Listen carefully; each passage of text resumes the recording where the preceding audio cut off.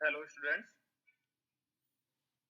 मैं Manoj Kumar Meena, lecturer in electrical engineering, Shri Gokul Verma, राजकीय polytechnic महाविद्यालय भरतपुर।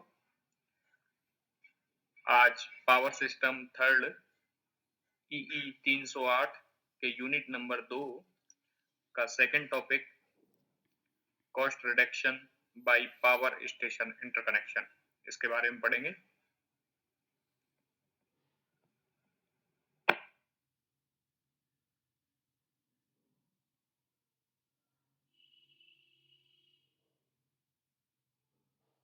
ये जो टॉपिक है इसका लर्निंग आउटकम क्या है, इससे क्या सीखेंगे?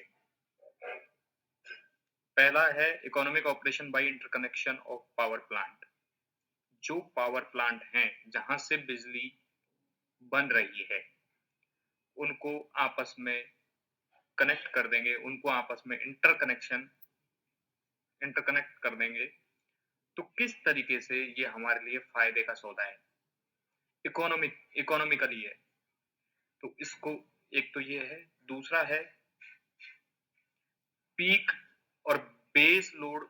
जो पावर प्लांट होते हैं उनको किस तरीके से मैनेज करते हैं, किस तरीके से लोड है, मान लीजिए कभी लोड ज्यादा है, कभी लोड बहुत कम है, तो उसको किस तरीके से मैनेज करेंगे। पीक लोड, पीक जो पावर प्लांट है और बेस लोड जो पावर प्लांट है उनमें, तो एक ये सीखेंगे।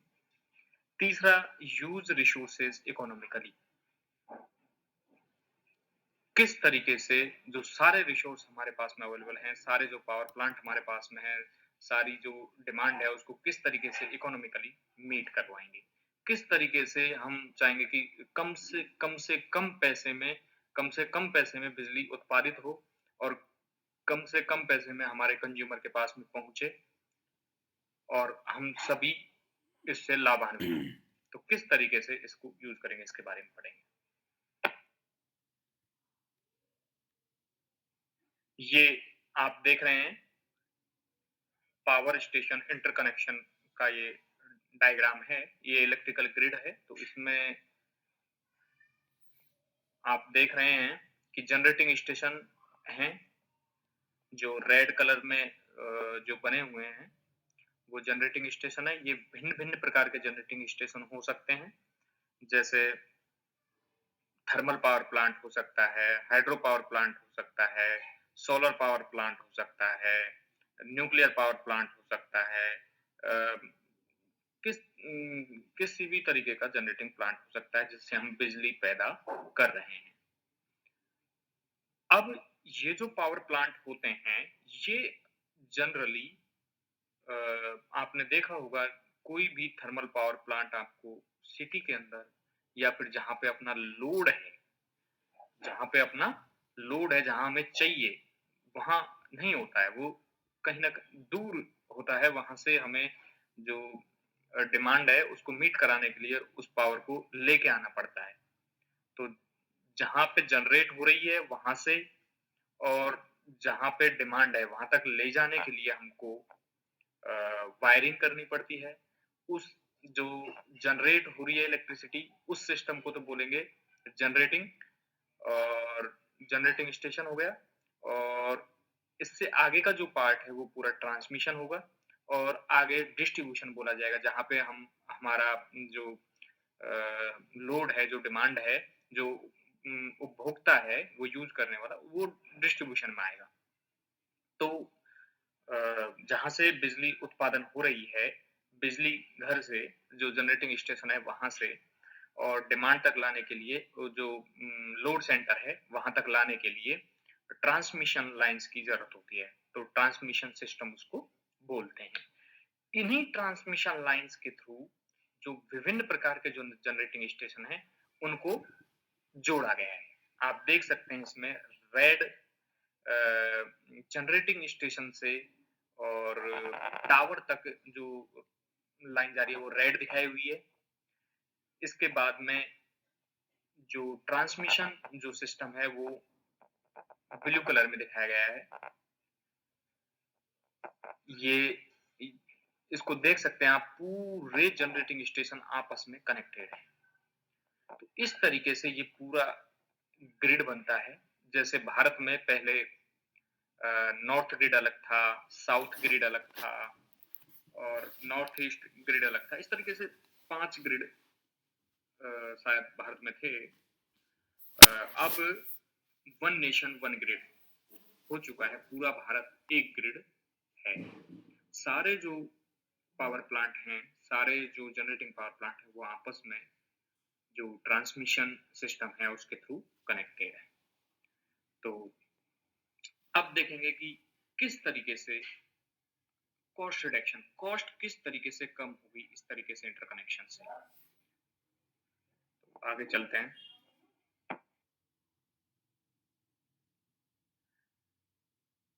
Also, in an interconnected power system, the objective is to find the real and reactive power scheduling of each power plant in such a way as to minimize the operating cost.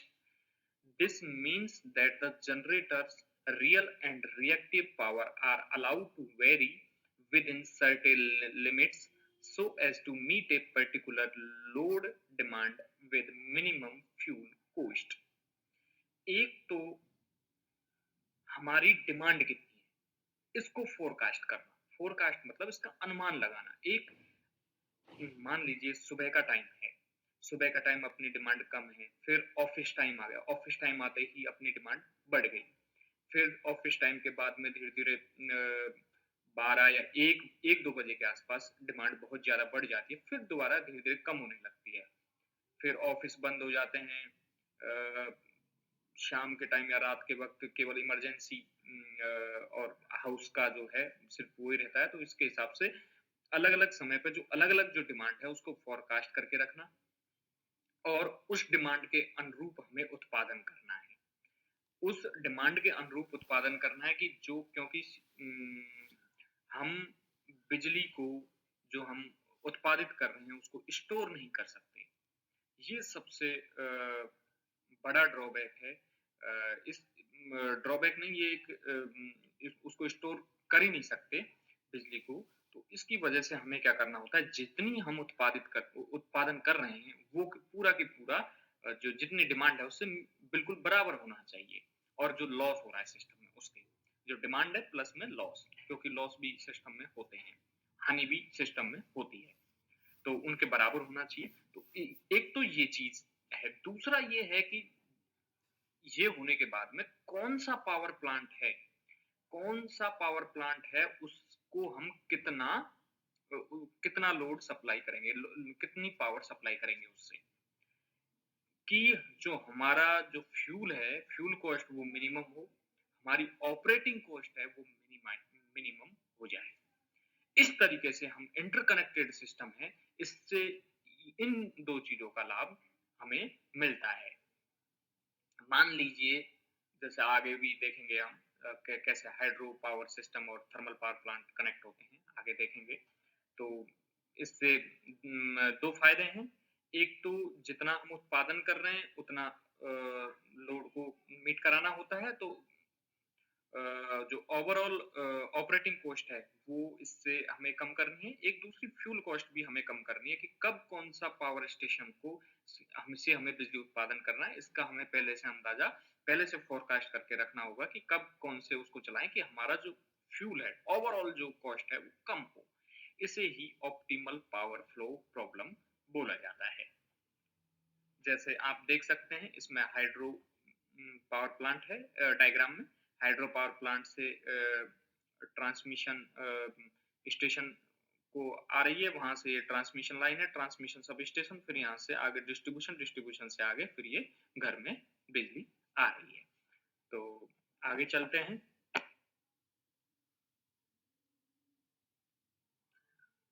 जो सबसे पहला point है interconnect करने का पूरे system को, पूरे जो पावर प्लांट हैं, जनरेटिंग पावर प्लांट हैं, उनको जो बिजली उत्पादन कर रहे हैं जो प्लांट, उनको, तो वो है रिड्यूस प्लांट रिजर्व कैपेसिटी। हर प्लांट की अपनी रिजर्व कैपेसिटी होती है कि हम मान लीजिए कोई प्लांट है जिसे हम 80 मेगावाट पे चला रहे हैं और 100 मेगावाट वो उत्पादन कर सकता है, तो 20 जो मेगावाट हो गई जो बची हुई है 20 मेगावाट वो उसका रिजर्व कैपेसिटी हो गई। तो रिजर्व कैपेसिटी जो है अगर ओवरऑल सारे प्लांट्स को हम कनेक्ट कर देंगे तो वो रिड्यूस हो जाएगी। क्योंकि जब हमें जिस प्लांट को ऑपरेट या जब हमें डिमांड ज़्यादा है, जब हमें ज़्यादा वो है तो उस हिसाब से हम एडजस्ट कर लेते हैं ओवरऑल। तो ओवरऑल जो रिजर्व कैपेसिटी है वो घट जाएगी। तो इसमें every power plant has a stand by unit for emergency. Emergency के लिए हम एक यूनिट रखते हैं या अलग से रिजर्व कैपेसिटी होती है। The reserve capacity of a system is reduce and it increase the efficiency of the system. अगर रिजर्व कैपेसिटी रिड्यूस होगी तो उसकी एफिशिएंसी बढ़ जाएगी सिस्टम की। Optimum utilisation of the available plant capacity and transmission facility. और तो उसका जो यूटिलाइजेशन होगा कैपेसिटी और ट्रांसमिशन फैसिलिटीज का वो बहुत ही ऑप्टिमम तरीके से होगा। इसका जैसे उदाहरण लेते हैं, मान लीजिए प्लांट की रिजर्व कैपेसिटी ज्यादा है, अगर वो रिड्यूस हो जाती है तो हमें जनरेटर जो है वहां कम मेगावाट का चाहिए। हमें जो अदर जो रिजर्व जो इमरजेंसी यूनिट है उसके लिए जनरेटर नहीं खरीदना पड़ेगा। उसके लिए हमें अलग जो चीजें हैं वो नहीं खरीदनी पड़ेगी। हमारी ऑपरेटिंग कॉस्ट है उसके सॉरी उसके साथ का जो अलग अरेंजमेंट है वो हमें नहीं करना पड़ेगा। तो हमारी कैपिटल कॉस्ट भी कम हो जाएगी और उसके साथ ही हमारी जो अनदर कॉस्ट है, हमारे कर्मचारी जो अदर जो कॉस्टेज हैं वो भी कम हो जाएंगी। तो सबसे मेन और सबसे अच्छा फायदा इंटरकनेक्शन का यही है, रिड्यूस प्लांट रिजर्व कैपेसिटी। जो प्लांट की जो रिजर्व कैपेसिटी है वो रिड्यूस हो जाती है।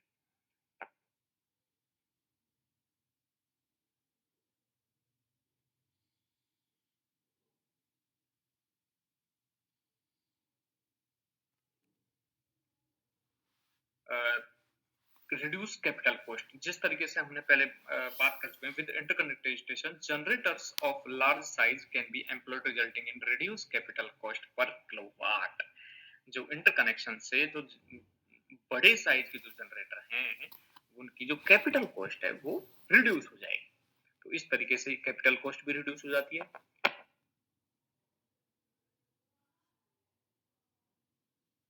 और ऑपरेटिंग कॉस्ट है वो भी रिड्यूस हो जाएगी। ऑपरेटिंग कॉस्ट कैसे रिड्यूस होगी? In an interconnected system it would be possible to allocate the total system load to the various individual power station in the most economic manner and load dispatching will be fully coordinated resulting in large saving in operating cost। operating cost बचाने का मकसद पहले अपन इस पर discuss कर चुके हैं, किस तरीके से हम फ्यूल कॉस्ट बचाएंगे। भाई मान लीजिए 100 मेगावाट डिमांड है, 100 मेगावाट डिमांड को 20-20 मेगावाट के 5 जो पावर प्लांट हैं वो सप्लाई कर रहे हैं। तो हम उन्हें इस तरीके से सब 5 पावर प्लांट सप्लाई करें तो इस तरीके से उस डिमांड को सप्लाई करेंगे 100 मेगावाट को कि जो हमारा टोटल जो खर्चा है जो फ्यूल कॉस्ट का वो सबसे कम हो। भाई जिस तरीके से मान लीजिए हाइड्रो पावर प्लांट है तो हाइड्रो पावर प्लांट इतना सप्लाई करेगा, उसमें थर्मल पावर प्लांट इतना सप्लाई करेगा, और कोई पावर प्लांट है तो वो इस तरीके से, तो इस तरीके से हम ऑपरेटिंग कॉस्ट को कम कर सकते हैं।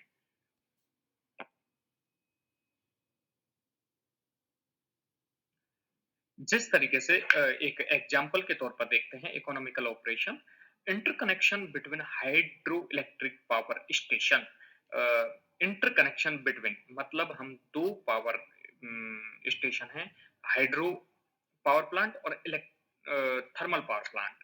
तो हाइड्रो इलेक्ट्रिक पावर स्टेशन और thermal power station make their operation economical, दोनों को मिला के उनका जो इकोनॉमिकल ऑपरेशन हम देखेंगे कि किस तरीके से ये हमारे लिए फायदे का। तो ये एग्जांपल ये है, when water is available in sufficient quantity such as in rainy season. जब बरसात होती है, पानी हमारे पास में बहुत सफिशिएंट मात्रा में अवेलेबल है, तो हम क्या करेंगे, जो हाइड्रो इलेक्ट्रिक पावर प्लांट है उसको चलाएंगे बेस लोड स्टेशन की तरह। उसको हम हमेशा बेस लोड की तरह रखेंगे और थर्मल पावर स्टेशन है उसको रखेंगे पीक लोड की तरह। जब हमें ज्यादा लोड की आवश्यकता होगी तो हम थर्मल से बिजली लेंगे, नहीं तो हम हाइड्रो जो पावर प्लांट है उसी से बिजली लेंगे। अब मान लीजिए बरसात का सीज़न निकल जाता है। तो आगे है इसमें because the running cost of hydroelectric power plant is low.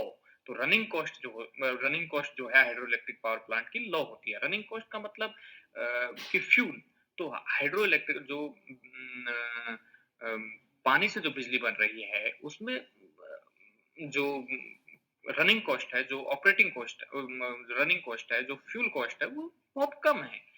और when water is not available in sufficient quantity such as in summer season, मान लीजिए अब पानी की अवेलेबिलिटी, बरसात का सीजन निकल जाता है और पानी कम पड़ जाता है, तो thermal power station takes base load and hydroelectric power station takes peak load. जब थर्मल स्टेशन को यूज करेंगे एज ए बेस लोड और हाइड्रोइलेक्ट्रिक पावर स्टेशन को यूज करेंगे एज ए पीक लोड। जब हमें ज्यादा डिमांड होगी, जब लोड सेंटर ज्यादा डिमांड होगी, तो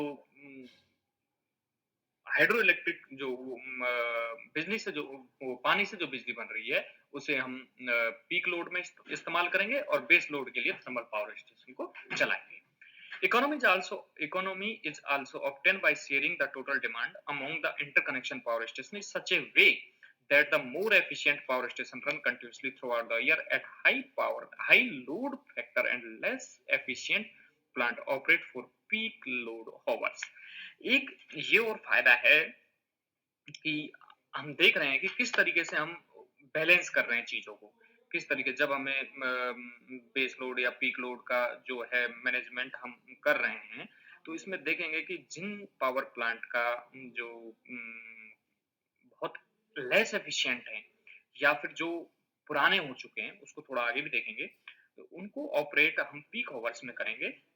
जब ज़्यादा डिमांड है तो उनको, क्योंकि कम घंटे हमें चलाना है तो उसको उस टाइम पे और जिसका पावर जो क्या नाम से एफिशिएंसी ज़्यादा है, तो उनको हम बेस लोड में इस्तेमाल करेंगे, तो जिससे हमें फ़ायदा होगा।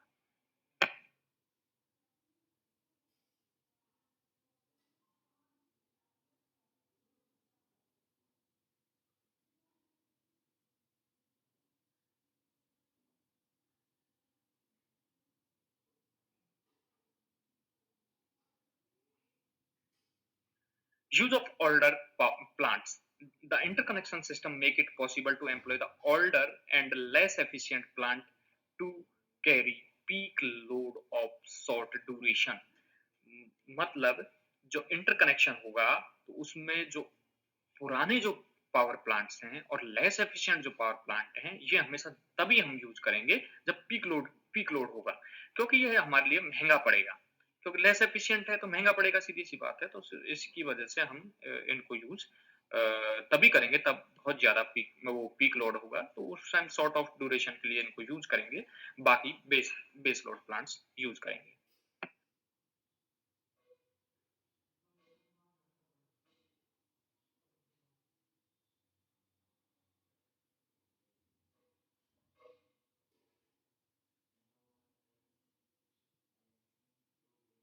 इंक्रीज डाइवर्सिटी फैक्टर, चूंकि सीधी बात है, डाइवर्सिटी फैक्टर का फॉर्मूला है sum of individual maximum demand upon में maximum demand of the system. जब maximum demand of the system अगर घट जाएगी तो डाइवर्सिटी फैक्टर इंक्रीज होगा, सीधी सी बात है। So the load curve is not same for all generating station connected in interconnected power system. By this way, maximum demand of the system is reduced as compared to the sum of individual maximum demand on various power station, and the diversity factor of the system is improved. Therefore, the effective capacity of the plant is increased. क्योंकि maximum demand कम हो रही है, हमारा diversity factor increase हो रहा है, तो effective capacity जो है प्लांट की वो क्या हो जाएगी, इंक्रीज हो जाएगी इफेक्टिव कैपेसिटी। क्योंकि जितना हम यूज करना चाह रहे हैं तो वो इफेक्टिवली यूज होगा। तो इससे इस जो इंटरकनेक्शन है इससे जो डाइवर्सिटी फैक्टर है वो इंक्रीज होगा और इससे इफेक्टिव कैपेसिटी जो है प्लांट की वो भी इंक्रीज हो जाएगी।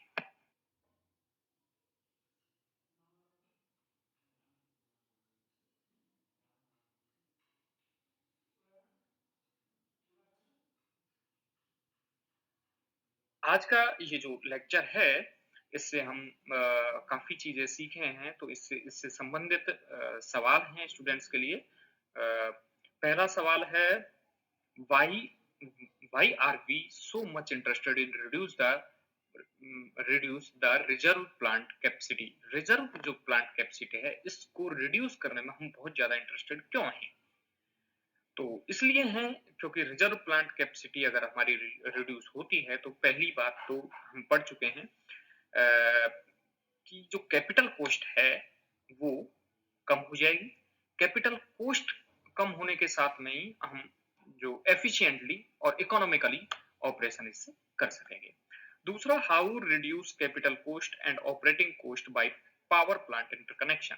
तो हम पढ़ चुके हैं कि कैपिटल कॉस्ट किस तरीके से रिड्यूस होगी, ऑपरेटिंग कॉस्ट किस तरीके से रिड्यूस होगी। क्योंकि इंटरकनेक्शन करेंगे तो जिस जनरेटर से भाई हमें रियल पावर और जो रिएक्टिव पावर है वो किस तरीके से हम सप्लाई करेंगे, किस जनरेटर से कितना या किस जो जनरेटर से और किस जनरेटिंग स्टेशन से कितना सप्लाई करेंगे वो देखेंगे। तो इन सब से जो फ्यूल कॉस्ट है वो रिड्यूस हो जाएगी। अगला तीसरा सवाल है, how diversity factor increase by power plant interconnection. जो डाइवर्सिटी फैक्टर है वो किस तरीके से इंक्रीज होगा? अपन देख सकते हैं जो मैक्सिमम जो डिमांड है जो पावर प्लांट की वो रिड्यूस हो जाएगी, तो रिड्यूस होने के साथ में जो डाइवर्सिटी फैक्टर है वो इंक्रीज हो जाएगा। तो आज के लिए इतना ही। Thank you students.